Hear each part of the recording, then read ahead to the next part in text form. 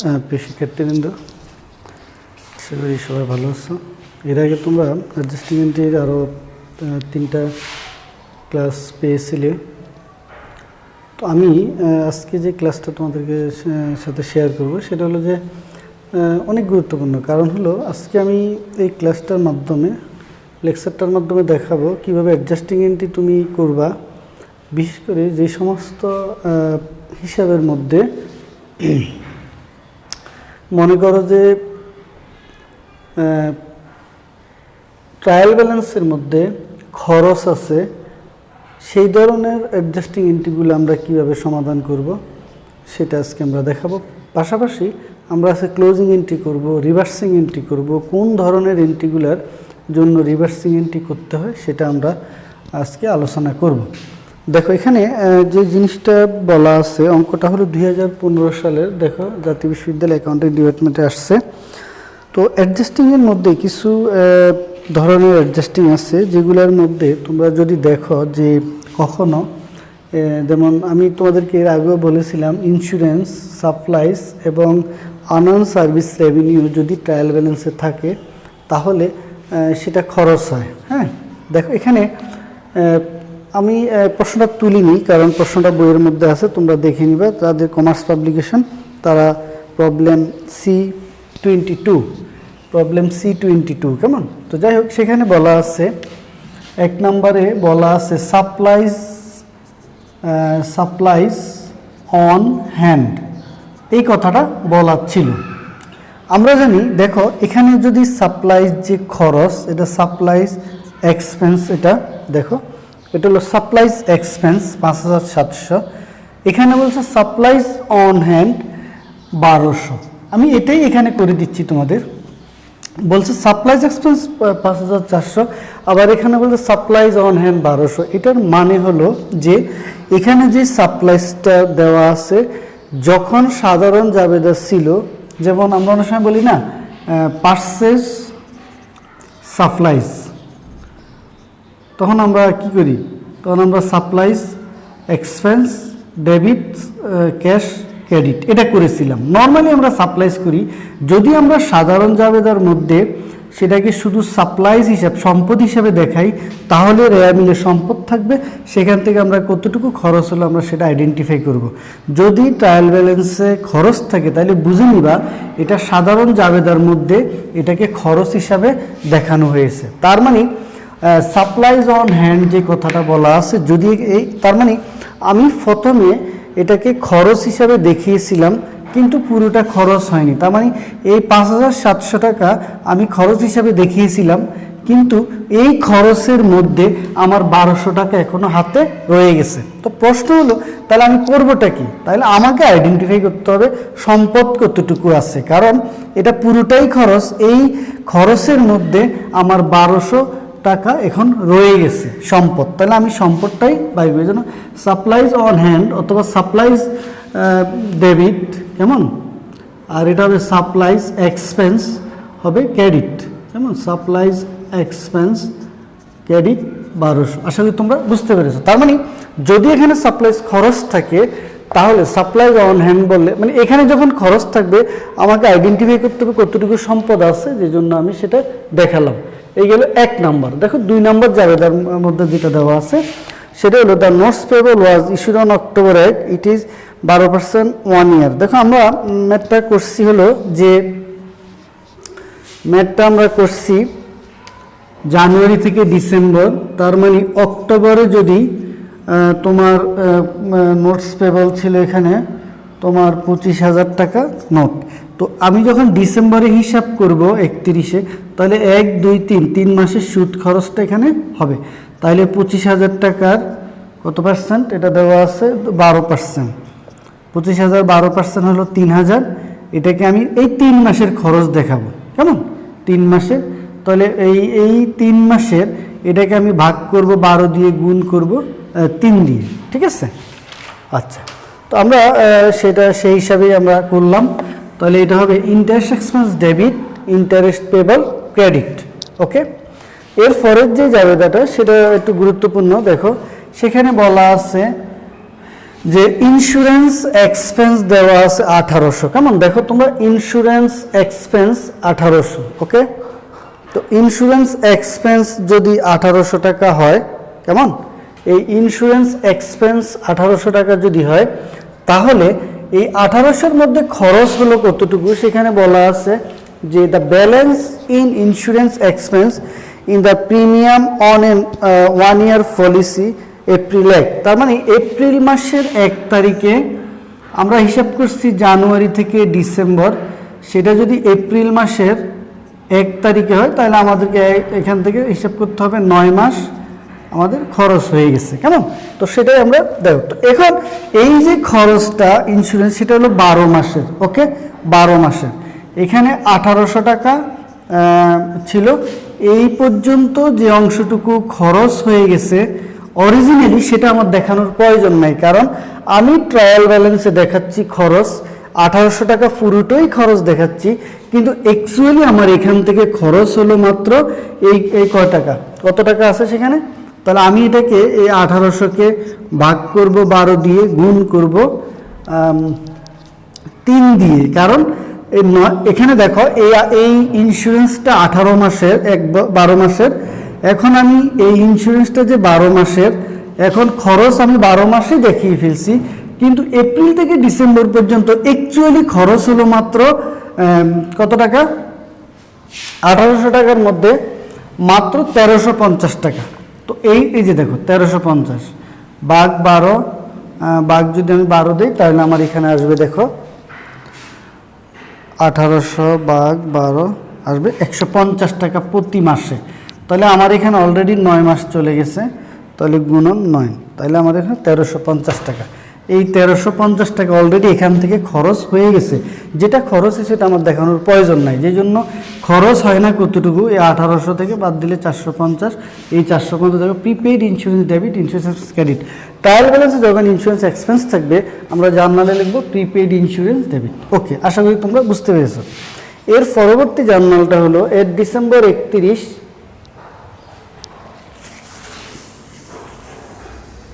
দেখো এখানে দেওয়া আছে এর ডিসেম্বর 31 কনসাল্টিং ফি 2100 আর আনান। দেখো এখানে আনান কনসাল্টিং ফি নামে কোনো কথা বলা নেই, তার মানে এই কনসাল্টিং ফি যে 7100, তার মধ্যে তোমার এখানে বলা আছে 2100 টাকা আনান রয়ে গেছে। তার মানে এটা হলো যদি সেবা দেওয়ার পূর্বে টাকা গ্রহণ করে ফেলে তাহলে আমরা সেটাকে আয়টাকে আমরা কমিয়ে ফেলবো। দেখো এখানে আছে কনসাল্টিং রেভিনিউ ডেবিট, আনান রেভিনিউ, অর্থাৎ এই কনসাল্টিং এই টাকাটার মধ্যে 2100 টাকা এখনো সেবা দিতে পারে নাই, তার মানে সেটা দায়ে রূপান্তর হবে। তার মানে আয়ের কোনো অংশ যদি অনুপার্জিত থেকে যায়, সেবা না দিতে পারে, তাহলে সেটা তোমার আয়টা কমে যাবে। এই যে দেখো কনসাল্টিং রেভিনিউ ডেবিট, আনান কনসাল্টিং রেভিনিউ ক্রেডিট, কেমন। এরপরের যে জার্নালটা গ্রাফিক্স রেভিনিউ আর্ন বা এটা আমরা জানি যে অ্যাকাউন্ট রিসিভেবল ডেবিট, কারণ যদি কোনো সেবা প্রদান করে তাহলে সেটা যদি বাকিতে হয় তাহলে সেটা আমরা জানি যে সেটা খরচে রূপান্তর হয়, ওকে, সম্পদ হিসেবে থাকে। দেখো শেষ যে জার্নালটা সেটা একটু গুরুত্বপূর্ণ আছে, সেটা হলো ডেপ্রিসিয়েশন। এখানে একটা কথা আছে যে depreciation charge at the rate 10% on equipment. তার মানে ডেপ্রিসিয়েশন যেটা দেওয়া আছে এখানে সেটা হলো যে দেখো depreciation expense debit accumulated depreciation credit 5000 টাকা। কীভাবে আসলো? 50,000 গুণন 10%, সেটা 5000 টাকা আসলো, যে আমরা সেটা বুঝতে পারলাম, কেমন। তো প্রিয় শিক্ষার্থীবৃন্দু, আজকে এই পর্যায়ে আমি তোমাদেরকে এই অঙ্কটি থেকে একটি ক্লোজিং এন্ট্রি করে দেখাবো। আমি তোমাদেরকে বলে রাখি, ক্লোজিং এন্ট্রি হলো যে সমস্ত হিসাবগুলো পরবর্তী অর্থ বছরে যাবে না, যেগুলোকে আমরা নামিক হিসাব বলি, বিশেষ করে আয় ব্যয় হিসাবগুলো। এই হিসাবগুলো কখনো অ্যাকাউন্টিংয়ে পরবর্তী বছরে ব্যালেন্স হিসাবে যায় না, ওই হিসাবগুলোকে এই বছরের হিসাবের মধ্যে ক্লোজ করে দিতে হয়। এটাই হলো তোমার ক্লোজিং এন্ট্রির মূল কাজ। আমরা এই অঙ্কটা থেকে ক্লোজটা নিয়ে আসবো, কারণ আমরা জানি যে ক্লোজিং এন্ট্রির মধ্যে 1 নম্বরে অল রেভিনিউ, 2 নম্বরে হলো এক্সপেন্স, 3 নম্বরে নিট প্রফিট অ্যান্ড লস যদি থাকে, 4 নম্বরে ড্রয়িং। হ্যাঁ, এই 4টা জিনিসে তোমার ক্লোজিং এন্ট্রিতে যায়, তোমরা এগুলো বিভিন্ন সময় জানো। তারপর আমি তোমাদেরকে একটু দেখিয়ে দিচ্ছি, কেমন? দেখো, 1 নম্বরে হবে ডিসেম্বর 31। আমরা 1 নম্বরে যেটা করব যে এই যে অ্যাডজাস্টিং এন্ট্রিটা আছে, এখানে যত আয় আছে সকল আয়গুলোকে আমি এখানে হিসাবভুক্ত করব। হ্যাঁ, তারপরে আমরা ক্লোজিং এন্ট্রি করব। তো এখানে দেখো, অঙ্কের মধ্যেও থাকতে পারে অনেক সময় যে কত ধরনের আয় আছে। দেখো এখানে অঙ্কের মধ্যে আছে, একটা হলো গ্রাফিক রেভিনিউ আছে, আর একটা হলো কনসাল্টিং রেভিনিউ আছে, কেমন? তো গ্রাফিক রেভিনিউ আর কনসাল্টিং, তাহলে 1 নম্বরে গ্রাফিক রেভিনিউ ডেবিট 48,000। এরপরে হলো কনসাল্টিং রেভিনিউ ডেবিট। কনসাল্টিং রেভিনিউটার কিভাবে করব আমরা? দেখো, কনসাল্টিং রেভিনিউর মধ্যে একটা রেভিনিউ এখানে কমে গেছে, ঠিক আছে? তো গ্রাফিক রেভিনিউ এখানে 2টা টাকা হবে। দেখো, একটা টাকা হবে যে 48,000 রেয়া মিলে দেওয়া আছে, আরেকটা গ্রাফিক রেভিনিউ দেখো 2,000, এটা হলো 2,000, তাহলে হইলো কত? 50,000। এই আমরা এখানে 50,000 লিখব, কেমন? আচ্ছা, তো গ্রাফিক রেভিনিউ ডেবিট আমরা এটা পেয়ে গেলাম 50,000। এরপরে কনসাল্টিং রেভিনিউ দেখো এখানে আছে অলরেডি 7,000, তার মধ্যে থেকে তোমার এখানে 2,100 টাকা কমে যাবে। তো কমে গেলে তোমার 5,000 হবে, এটা হবে 5,000, ঠিক আছে? এটা ডেবিট। আর ইনকাম সামারি ক্রেডিট 55,000। আশা করি তোমরা বুঝতে পেরেছো সেটা কিভাবে আসছে। দেখো, 48,000 রেয়া মিলে ছিল, 2,000 সমান 50,000, ওকে, প্লাস 7,100 ছিল, মাইনাস 2,100 বাদ গিয়ে 5,000। তো আশা করি বুঝতে পারছো। অর্থাৎ ইনকাম সামারি যে হিসাবটা, সেই হিসাবটার মাধ্যমে আমাকে এটা ক্লোজ করতে হবে, যেটা যেহেতু আয় ব্যয় রিলেটেড। কারণ অ্যাকাউন্টিংয়ের নিয়ম হলো যদি কোনো হিসাবকে ক্লোজ করতে হয় বা সেটাকে রিভার্স করতে হয়, তাহলে সেটার মাধ্যমে এটি বিশেষ করে ক্লোজ করতে হলে ইনকাম সামারি লাগবে, রিভার্স লাগবে না। ক্লোজিংয়ের ক্ষেত্রে শুধুমাত্র ডেবিট একটা হিসাব, এটাকে বন্ধ করার জন্য ডেবিটের বিপরীতে ক্রেডিট লাগবে। তো সেজন্যই আমরা ইনকাম সামারিটা আনবো। আচ্ছা, এই পর্যায়ে 2 নম্বর আমরা যে হিসাবটা করব সেটা হলো যে সকল খরচ। আমরা জানি যে সবসময় দেখো এখানে যত খরচ আছে সকল খরচ হলো এখানে ডেবিট, কেমন? সকল খরচ এখানে ডেবিট। তো এটাকে বন্ধ করতে হলে, হিসাব থেকে আউট করতে হলে, ক্লোজ করতে হলে সেটাকে ক্রেডিট করতে হবে। তো সেইটাই আমরা এখানে করব যে ইনকাম সামারি ডেবিট, কেমন? এক্সপেন্স, অল এক্সপেন্সকে আমি এখানে ক্রেডিট দিয়ে দিব, কারণ এখানে আমার জায়গা কম, আমি সকল এক্সপেন্সগুলোকে একসাথে নিয়ে আসবো। তো সকল এক্সপেন্সগুলোর মধ্যে তোমরা দেখতে পাচ্ছ যে কয় ধরনের এক্সপেন্স আমার এখানে আছে। আমার এখানে দেখো একটা বিষয় খেয়াল করো, এখানে 3টে এক্সপেন্স আছে, কেমন? এই 3টে এক্সপেন্সের মধ্যে আমার এখানে এই যে সাপ্লাইস থেকে 1200 কমে যাবে। তারপর আমি তোমাদেরকে করে দিই তোমাদের বুঝার সাথে।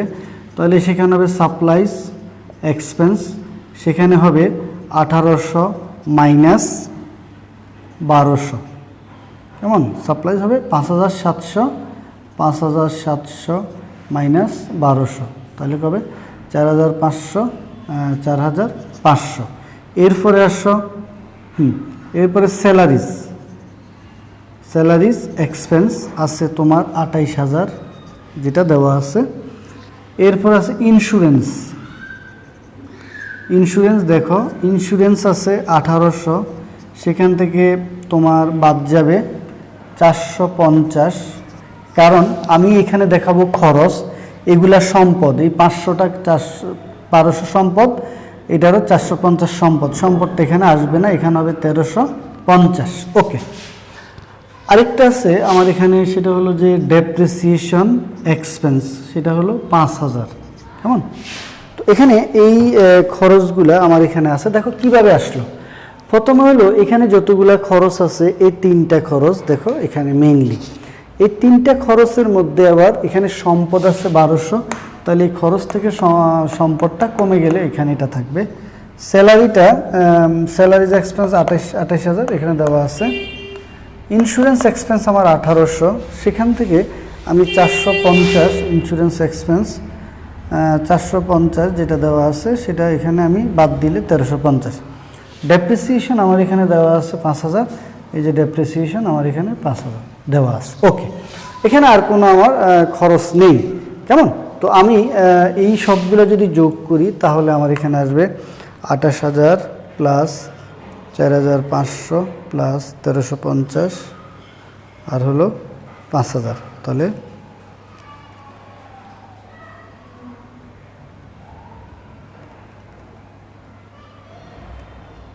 5,000।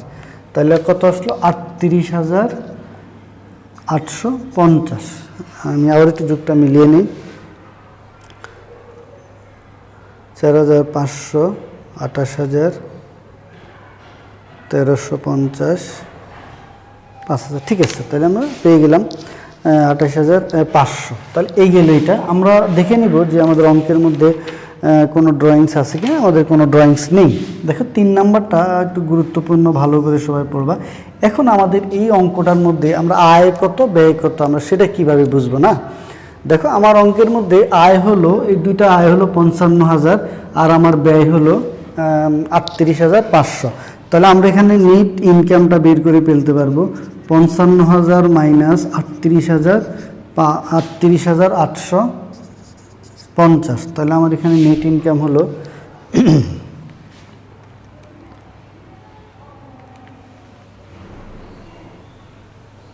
55,000 মাইনাস 38,850,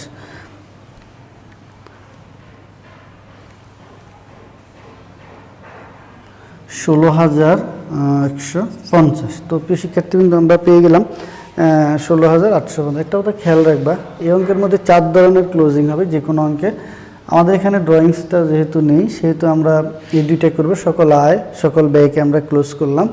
এই পর্যায়ে আমরা যেটা করব, আমার অঙ্কের মধ্যে যে নিট ইনকামটা আছে, মনে রাখবা নিট ইনকাম কোনো বা নিট লস কোনো হিসাব না, এটা একটা ব্যালেন্স। তো ব্যালেন্সকে আমি ক্লোজ করতে হলে আমাকে কি করতে হবে, আমাকে যেহেতু অ্যাকাউন্টিংয়ে নিট ইনকাম বা নিট লস সেটা কোনো হিসাব না, তাহলে সেটার কোনো স্বতন্ত্র বৈশিষ্ট্য নেই, সেটা আলাদা নামে কোথাও বসবে না। তোমরা যত জায়গায় অ্যাকাউন্টিংয়ে দেখবা যে নিট ইনকামটা এটা একটা ব্যালেন্স, এটা কোনো হিসাব না। যেহেতু হিসাব না তাহলে এটা আলাদা কোনো নাম হবে না, এটা অন্যের উপর ভর করে চলবে। যেই জন্য আমরা জানি যে আমরা যখন হিসাবগুলা করি তাহলে আমরা capital plus NEET income minus drawing আমরা দিই। নিট ইনকামটা আমরা সবসময় ক্যাপিটালের সাথে আমরা যোগ করি। সেই জন্য আমরা আজকেও যেটা করব সেটা হলো আমরা এই নেট ইনকামটাকে আমরা ক্যাপিটালের সাথে মাধ্যমে ক্লোজ করব। কিভাবে দেখো, income summary debit 16,150, income summary debit 16,150। আরেকটা হলো ক্যাপিটাল ক্রেডিট 16,150। বলো স্যার ক্যাপিটাল কেন করলেন? ক্যাপিটাল করার একটা মূল কারণ হলো যে যেহেতু নিট ইনকাম কোনো হিসাব না, নিট ইনকামকে আমি আলাদা করে কোনো হিসাব দেখাতে পারবো। যেমন আমরা বলি সাপ্লাই, এখানে তোমরা যত অ্যাকাউন্ট দেখছো সব আলাদা আলাদা হিসাব, এগুলো সব আলাদা আলাদা, কিন্তু নিট ইনকাম অ্যাকাউন্ট আমি কোথাও দেখবে না। যে জন্য আমরা এই নিট ইনকামটাকে ক্যাপিটালের মাধ্যমে যোগ করে সেটাকে আমরা ক্লোজ করে দিব। ক্লোজ করা মানে এখানে যতগুলা খরচ আছে এই খরচগুলা পরবর্তী বছরে আর যাবে না। এই জন্য আমরা এটাকে এভাবে করব, net income close to capital account.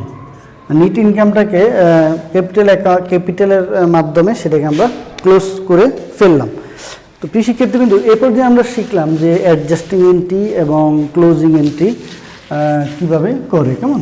তো আমরা এখন শিখব কিভাবে একটা অঙ্ক থেকে আমরা রিভার্সিং এন্ট্রি করব এবং কেন, কখন, কোন প্রেক্ষিতে আমাদের রিভার্সিং এন্ট্রি করার প্রয়োজন হবে, সেটা আমি তোমাদেরকে একটু আলোচনা করে তারপরে সামনের দিকে যাব। দেখো, মনে রাখবা, একটা কথা খেয়াল রাখবা, সেটা হলো রিভার্সিং এন্ট্রিতে কোন ধরনের হিসাবগুলো আসে সেটা আমাদের এখানে দেখব। রিভার্সিং এন্ট্রিতে নর্মালি 4 ধরনের হিসাব আছে। সেটা হলো যে প্রিপেইড এক্সপেন্স, 2 নম্বরে এক্রুড এক্সপেন্স, তারপরে আনআর্ন রেভিনিউ, 4 নম্বরে অগ্রিম খরচ, বকেয়া খরচ, তারপরে আনআর্ন অগ্রিম আয়, আরেকটা হলো এক্রুড রেভিনিউ। এই 4 ধরনের হিসাবগুলো এখানে আসবে। তো আমি তোমাদেরকে আরও সহজ করে বলছি, তোমরা একটু দেখো। সেটা হলো যে অ্যাকাউন্টিংয়ের নিয়ম হলো যে যেমন আমি জানুয়ারি থেকে ডিসেম্বর পর্যন্ত আমি হিসাব করব, আমাকে একটা বিষয় অবশ্যই খেয়াল রাখতে হবে। ধরো এই যে সাপ্লাইটা, কেমন, এই সাপ্লাই, এটার এই অংশের মধ্যে আসি, যদি এক্সপেন্স হয়, একটা অংশ মনে রাখবা এক্সপেন্স হবে, কেমন, যদি পুরোটা খরচ হয়ে যায়, যেমন ধরো আমার এখানে সাপ্লাই 10,000, পুরোটা খরচ হয়ে গেল, তাহলে 10,000 হলে সেটা এক্সপেন্স হবে, সেটা ইনকাম স্টেটমেন্টে চলে যাবে। প্রশ্ন হলো এই 10,000-এর মধ্যে যদি খরচ মাত্র 8,000 হয়, বাকি 2,000 আমি কি করব? মানে তোমরা এই উদ্বৃত্তপত্রে, বিশেষ করে ব্যালেন্স শিটে তোমরা যে হিসাবগুলোকে দেখে থাকো, বিশেষ করে কারেন্ট অ্যাসেটে ব্যালেন্স শিটের মধ্যে, যেমন সাপ্লাইজ, অ্যাকাউন্ট রিসিভেবল, তারপরে তোমার ইনভেন্টরি, হ্যাঁ, তারপরে আবার দায়ের মধ্যে কারেন্ট লাইবিলিটির মধ্যে ইন্টারেস্ট পেয়েবল, এই বিষয়গুলা কখনো পরবর্তী বছরে যাবে না। মানে অর্থাৎ অ্যাকাউন্টিংয়ে যে হিসাবগুলা পরবর্তী অর্থ বছরে যাবে না, ওই হিসাবগুলার অর্থাৎ যে হিসাবগুলো পরবর্তী অর্থ বছরে যাবে না এবং কিন্তু সেটা অ্যাকাউন্টিংয়ের ব্যালেন্স শিটে বসবে, বিশেষ করে ওই ধরনের হিসাবগুলোকে আমরা রিভার্সিং এন্ট্রির মাধ্যমে ক্লোজ করে থাকি। তো প্রশ্ন হলো এই অঙ্কের মাধ্যমে আমরা কোন জাবেদাটা আমরা ক্লোজ করব, সেটা আমরা কিভাবে বুঝবো? তোমরা দেখো, অ্যাডজাস্টিং এন্ট্রির ক্ষেত্রে যদি কখনো তোমরা দেখো এই যে এই সাপ্লাইজ যদি ডেবিট হয়, কখনো সেটা হবে না, তাহলে 1 নম্বর হবে রিভার্সিং এন্ট্রি।